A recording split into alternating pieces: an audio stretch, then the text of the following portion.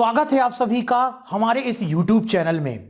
मेरा नाम है नीतेंद्र तोमर, डायरेक्टर तोमर कंप्यूटर। आज के इस वीडियो को बिना स्किप किए लास्ट तक देखिएगा।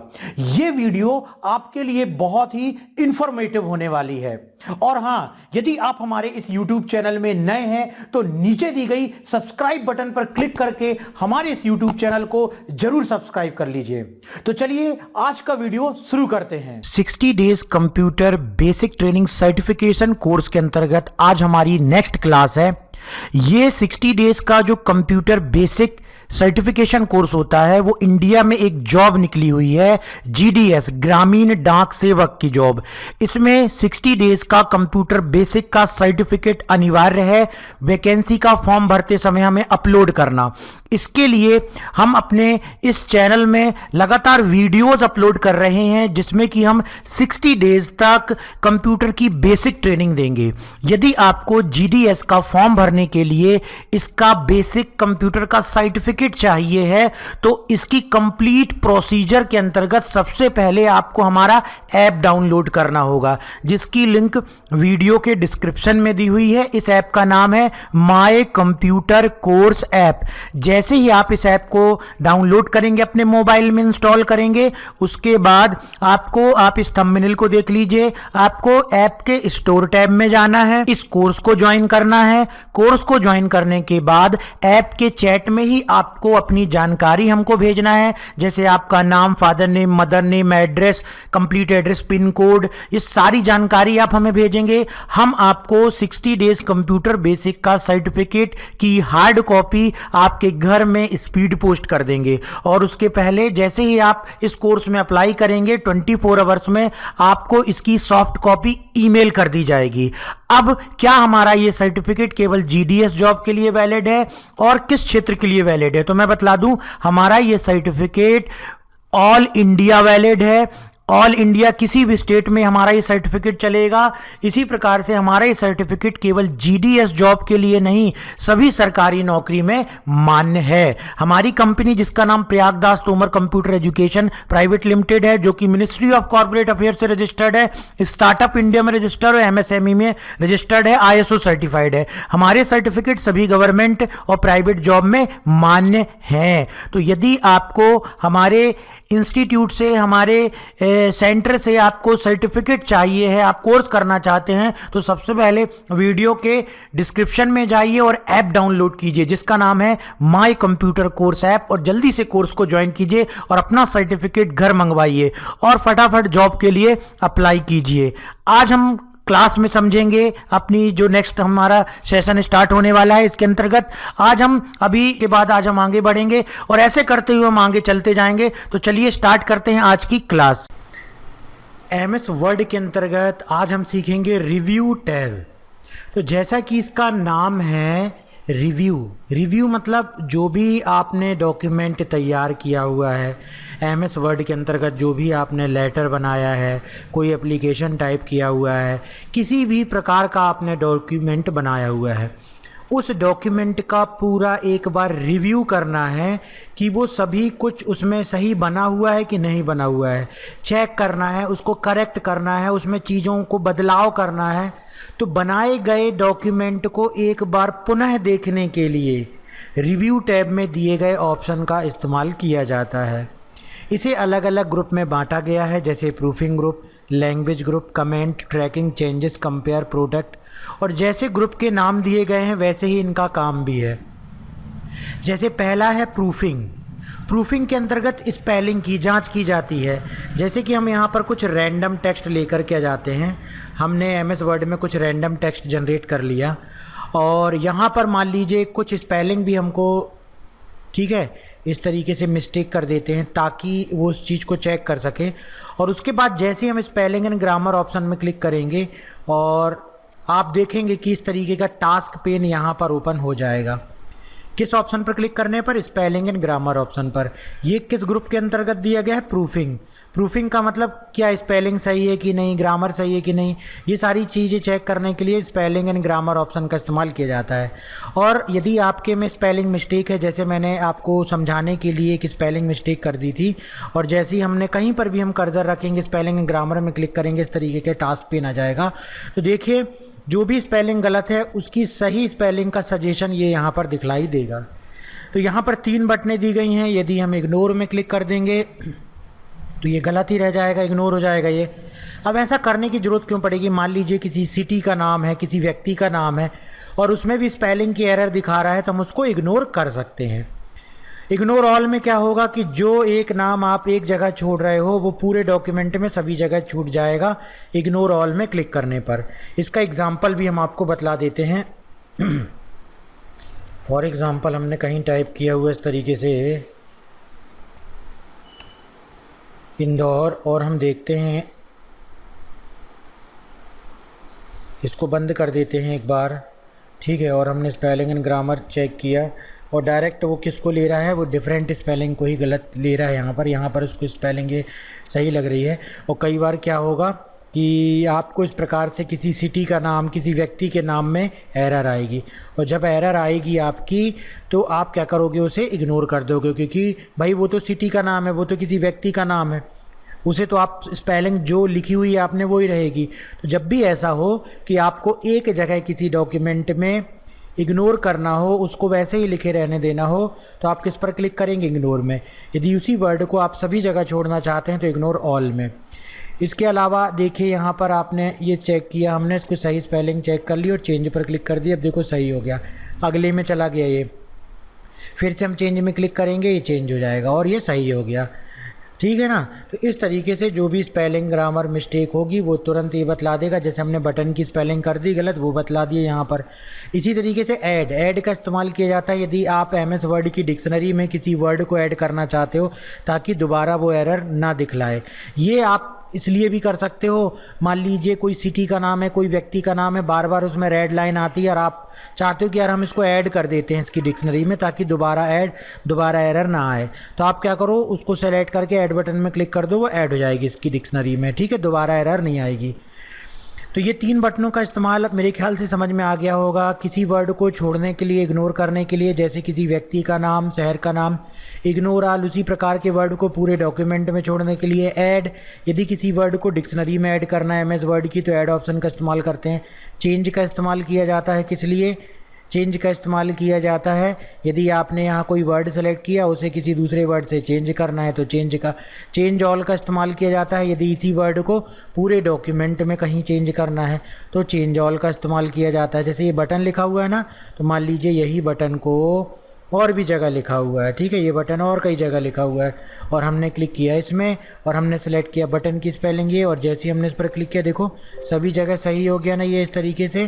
तो इसके लिए इस्तेमाल किया जाता है। एक बार और हमने गलत किया यहाँ पर, और ये देखिए ये प्रोनाउंसिएशन भी आपको देखना हो तो MS वर्ड 2013 में ये नई सुविधा जुड़ गई है, ये प्रोनाउंस करके भी बतला देगा आपको। तो ये था स्पेलिंग एंड ग्रामर का यूज़ जिसे आपको मालूम होना चाहिए यदि आप MS वर्ड सीख रहे हैं।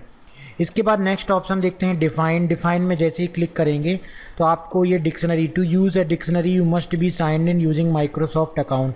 आपको माइक्रोसॉफ्ट में एक अकाउंट बनाना पड़ेगा और उसके बाद आप इसकी डिक्शनरी पर साइन इन करके इसकी डिक्शनरी को इस्तेमाल कर सकते हो और उसमें कोई वर्ड ऐड कर सकते हो, जो भी आपको नए वर्ड ऐड करना चाहते हो तो वो ऐड कर सकते हो। उसके लिए आपको साइन इन करना होगा और साइन इन के लिए आपको क्या बनाना होगा, साइन इन के लिए आपको इस तरीके से माइक्रोसॉफ्ट में अकाउंट बनाना होगा, ठीक है।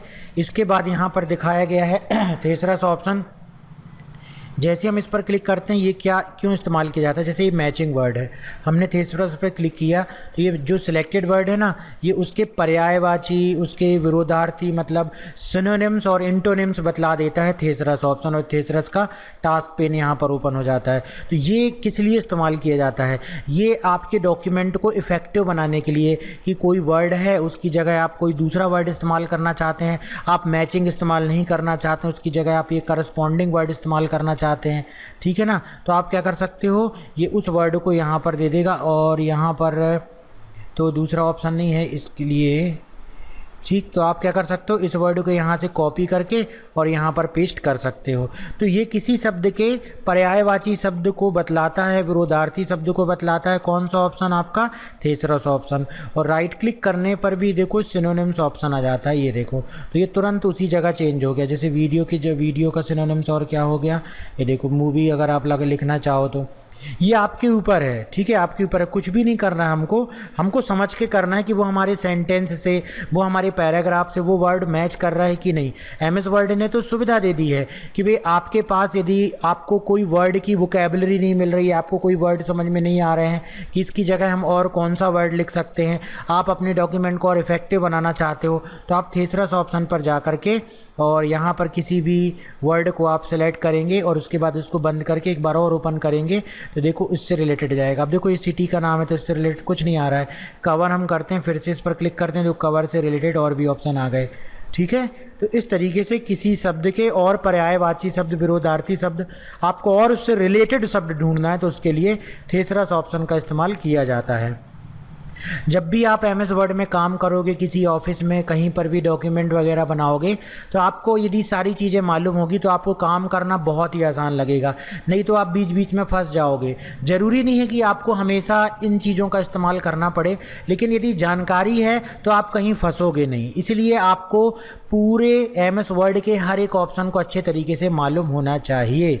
उसके बाद है वर्ड काउंट। जैसे हम वर्ड काउंट में क्लिक करते हैं तो ये देखो पूरी पेज की स्टैटिक्स बतला देता है कि हमारे डॉक्यूमेंट में टोटल कितने पेज हैं, एक, टोटल कितने वर्ड हैं 391, टोटल कितने कैरेक्टर हैं बिना स्पेस के, इतने कैरेक्टर हैं, बिना विथ स्पेस के कितने कैरेक्टर हैं, पैराग्राफ कितने हैं, लाइंस कितने हैं। तो पूरी स्टैटिक्स चाहिए जिसकी ज़रूरत पड़ जाती है कहीं ना कहीं, तो उसके लिए हम वर्ड काउंट का इस्तेमाल कर सकते हैं। वैसे जब आप ब्लॉग पोस्ट वगैरह लिखते हो एमएस वर्ड में तो वहाँ पर हमको वर्ड काउंट करना पड़ता है कि टोटल कितने वर्ड हैं।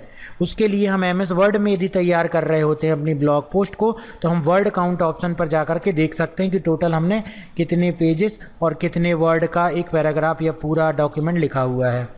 तो ये था देखो प्रूफिंग ग्रुप के संबंधित ऑप्शन। प्रूफिंग जैसा नाम है, प्रूफिंग से रिलेटेड कैरेक्टर, वर्ड, सेंटेंस से रिलेटेड जो ऑप्शन दिए होते हैं वो प्रूफिंग ग्रुप में दिए होते हैं। इसके बाद है लैंग्वेज।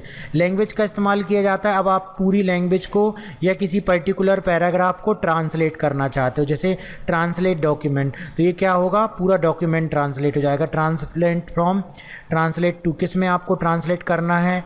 देखो बहुत सारे वर्ड थे, हमने हिंदी में कर दिया।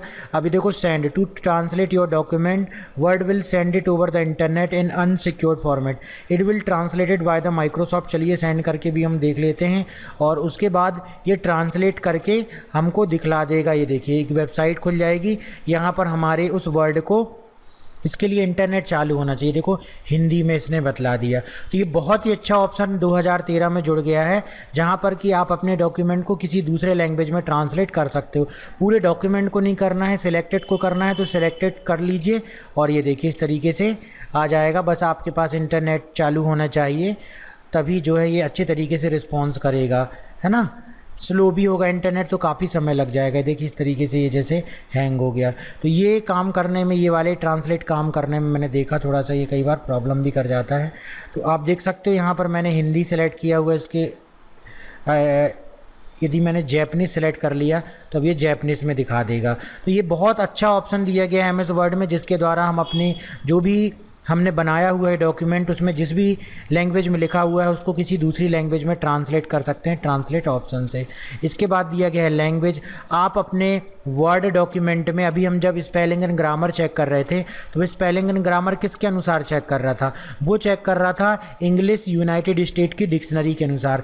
लेकिन यदि आप किसी और कंट्री में काम कर रहे हो तो वहाँ की डिक्शनरी, वहाँ की लैंग्वेज अलग है। तो एमएस वर्ड ने इस प्रकार का ऑप्शन दे दिया है जहाँ से कि हर प्रकार की लैंग्वेज को आप सेट कर सकते हो। ऐसा प्रूफिंग, जब आप प्रूफिंग का इस्तेमाल कर रहे होते हो तो यहाँ पर जो स्पेलिंग की जांच होती है वो किसके आधार पर होती है, इंग्लिश यूनाइटेड स्टेट के आधार पर होती है। लेकिन यदि हम चाहते हैं कि वो बदलना तो हम सेट प्रूफिंग लैंग्वेज में जाकर के बदल सकते हैं। देखो यहाँ पर भी ऑप्शन दिख रहा है ना, सेट प्रूफिंग लैंग्वेज, यहाँ पर भी प्रूफिंग।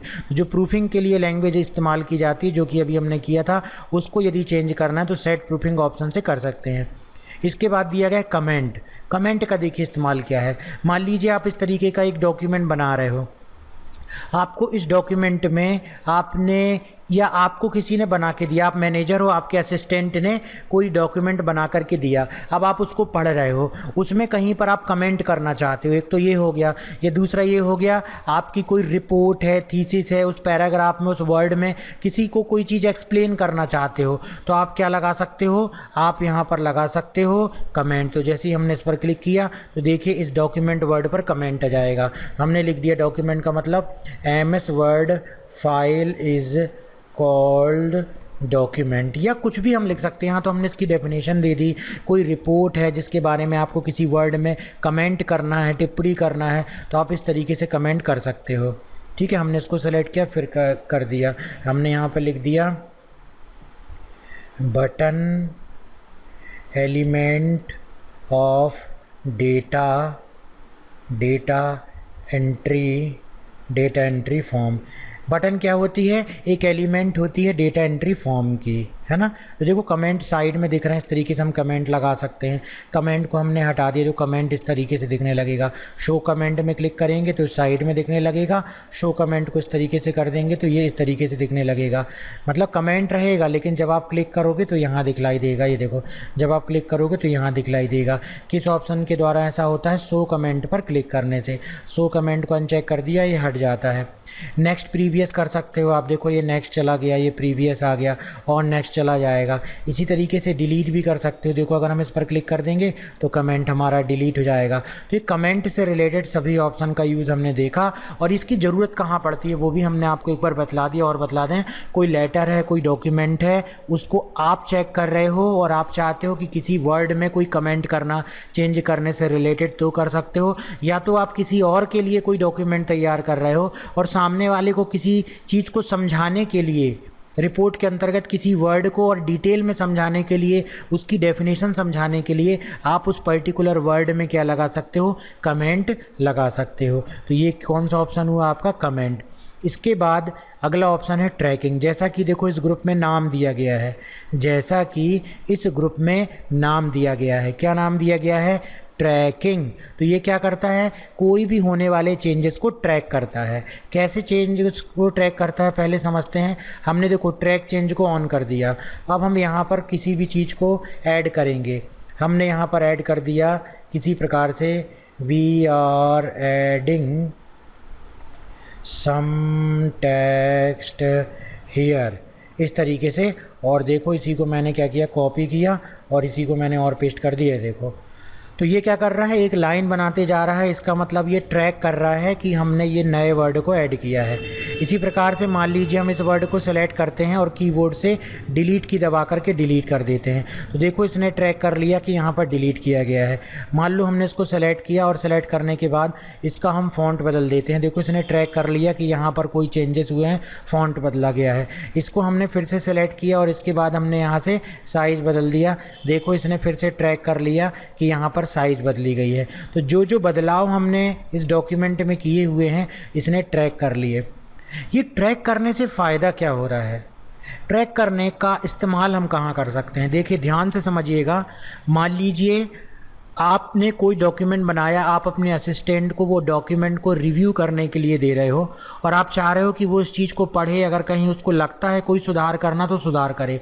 और उसको आप बोल दोगे कि भैया ट्रैक चेंज करके सुधार करना, ताकि आपने क्या बदलाव किए हुए हो वो आप ट्रैक करना चाहते हो। फिर जब आप ट्रैक कर लोगे तो फिर आपको यदि वो अच्छा लगेगा तो आप उस चेंजेस को एक्सेप्ट भी कर सकते हो और उस चेंजेस को रिजेक्ट भी कर सकते हो। ये आपके ऊपर है भाई, आप मैनेजर हो, आपने असिस्टेंट को दिया चेक करने को, लेकिन हो सकता है कि वो चेंजेस आपको पसंद ना आ रहे हो, तो आप उस चेंजेस को एक्सेप्ट भी कर सकते हो और उस चेंजेस को रिजेक्ट भी कर सकते हो।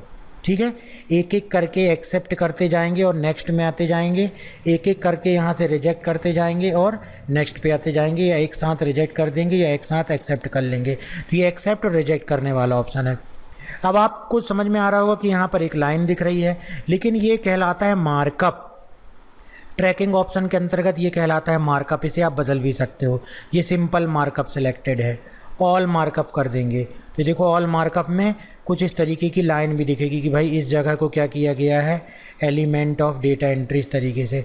फिर ये क्या बतला देगा कि देखो फ़ॉन्ट चेंज हुए, impact.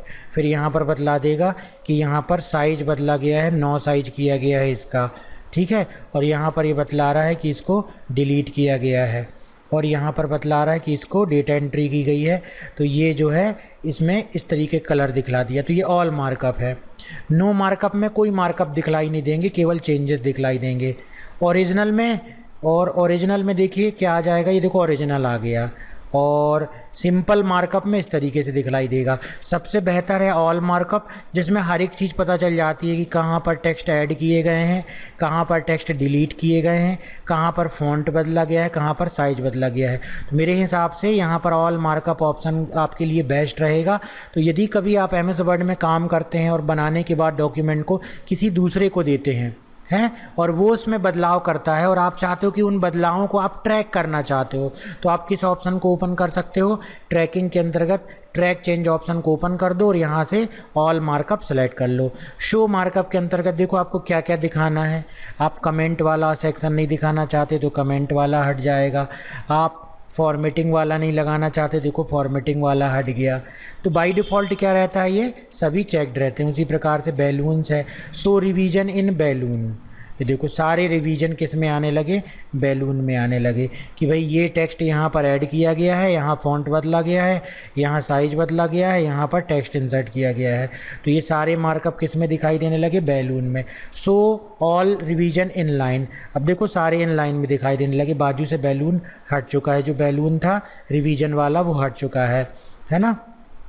So only comment and formatting in balloon, अब देखो फॉर्मेटिंग जो थी वो बस बैलून में दिखलाई दे रही है, फ़ॉन्ट बदलना, साइज़ बदलना। और कमेंट जो हमने लगाया था, ये देखो कमेंट लगाए थे एलिमेंट ऑफ डेटा एंट्री, तो ये कमेंट भी बैलून में दिखलाई दे रहा है। तो यहाँ से आप सेलेक्ट कर सकते हो। बाकी सो रिवीजन इन बैलून ये भी अच्छा है, ऑप्शन आप सेलेक्ट कर सकते हो यहाँ से जा कर के, और इससे आपको सारे रिवीजन स्पष्ट दिख जाएंगे, ठीक है। तो ये था आपका सो रिवीजन जो ज़्यादातर इस्तेमाल होता है।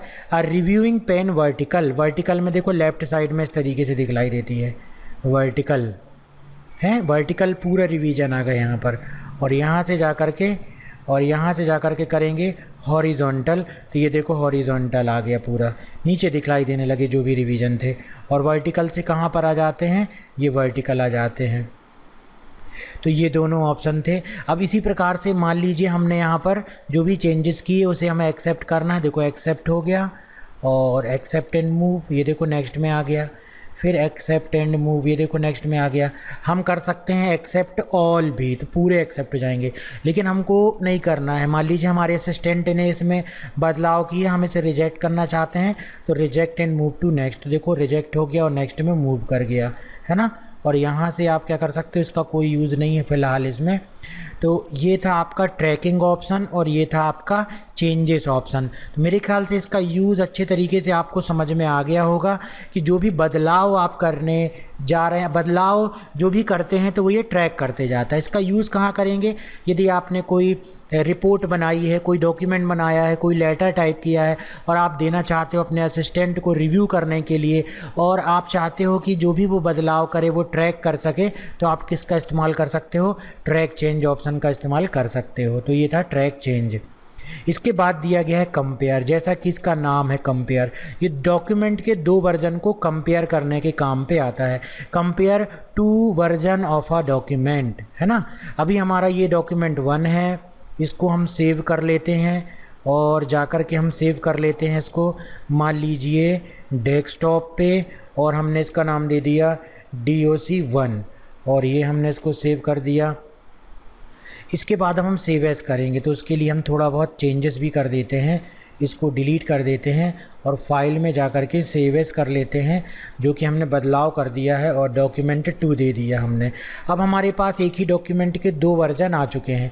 दोनों डॉक्यूमेंट को या कभी इस प्रकार से आपको कंपेयर करना हो तो आप कंपेयर कर सकते हो। यहाँ से आप, हमने ओरिजिनल डॉक्यूमेंट ले लिया और उसके बाद रिवाइज्ड डॉक्यूमेंट, रिवाइज्ड मतलब जिसमें बदलाव किया गया है, और ओके करेंगे, यस कर देंगे यहाँ से, तो ये स्पष्ट बतला देगा कि भाई दोनों में क्या कंपैरिजन है। रिवाइज्ड वाले में देखो इतना हमने डिलीट किया था ना, देखो कंपेयर्ड डॉक्यूमेंट ओरिजिनल डॉक्यूमेंट, ये ओरिजिनल डॉक्यूमेंट है और उसमें क्या डिलीट हुआ है वो, और क्या रिवीजन हुआ है वो यहाँ दिखलाई दे रहा है। तो ये भी बिल्कुल देखो ट्रैकिंग की तरह ही है। यदि आपने कोई डॉक्यूमेंट बना लिया है और आपने अपने असिस्टेंट को दिया डॉक्यूमेंट बनाने के लिए, अब आप सोच रहे हैं कि यार मैं ये कैसे ट्रैक करूँ कि क्या क्या बदलाव असिस्टेंट ने कर दिए हैं, तो आप अपने ओरिजिनल डॉक्यूमेंट को यहाँ से जा कर के सिलेक्ट कर लीजिए और जो रिवाइज किया है, जो चेंज किया है उसको सिलेक्ट कर लीजिए। तो स्पष्ट रूप से आपको रिवीजन पता चल जाएगा कि क्या बदलाव हुआ है, क्या कोई टेक्स्ट डिलीट हुआ है, क्या कोई फॉर्मेटिंग बदली है, क्या कोई फ़ॉन्ट बदला है, वो स्पष्ट रूप से समझ में आ जाएगा। ऐसे ही कंबाइन में क्या कर सकते हैं, कंबाइन में दोनों प्रकार के डॉक्यूमेंट को कंबाइन किया जा सकता है। ठीक है, कंबाइन में क्या कर सकते हैं, दोनों प्रकार के डॉक्यूमेंट को कंबाइन किया जा सकता है। तो यहाँ पर जा कर के वही आपको क्या करना है, पहला डॉक्यूमेंट सेलेक्ट करना है, इस पर क्लिक करके डॉक्यूमेंट 2 सेलेक्ट करना है, ओके कर देना है। तो देखिए दोनों डॉक्यूमेंट क्या होंगे, कंबाइन हो जाएंगे हैं। ओरिजिनल डॉक्यूमेंट और आपका जो मेन डॉक्यूमेंट है वो क्या होगा, कंबाइन हो जाएगा। जैसा लिखा combine revision from multiple author into a single document, combine revision from a multiple author in a single document. Okay, labelled unmarked changes with, तो यहाँ पर हम एक्चुअली में कर क्या सकते हैं कि बहुत सारे डॉक्यूमेंट को अपने ओरिजिनल डॉक्यूमेंट में एक एक करके कंबाइन कर सकते हैं, एक एक करके कंबाइन कर सकते हैं। तो जैसे आपने 3 लोगों को कोई रिवीजन करने के लिए दिया, आपने 3 लोगों को कोई रिवीजन करने के लिए दिया, देखो नाम भी ऐसा, combine revision from multiple authors, combine revision from multiple authors. आपने 3 लोगों को दिया और आप चाहते हैं कि तीनों लोगों ने जो जो बदलाव किए हैं रिपोर्ट में, लेटर में, डॉक्यूमेंट में, वो एक डॉक्यूमेंट में मर्ज हो जाएं। तो इस पर क्लिक करके जो ओरिजिनल डॉक्यूमेंट है वो यहाँ सेलेक्ट कर लेना है और जो रिवाइज्ड डॉक्यूमेंट है उसको हमको यहाँ पर सेलेक्ट कर लेना है। और क्या रिवीजन करना है कंपेरिजन सेटिंग में वो भी दिया गया है। ठीक है, तो इस तरीके से हम यहाँ से क्या कर सकते हैं, अपनी डॉक्यूमेंट को कंपेयर कर सकते हैं, कंबाइन कर सकते हैं। उसके बाद है रिस्ट्रिक्ट एडिटिंग, ये भी अच्छा ऑप्शन है।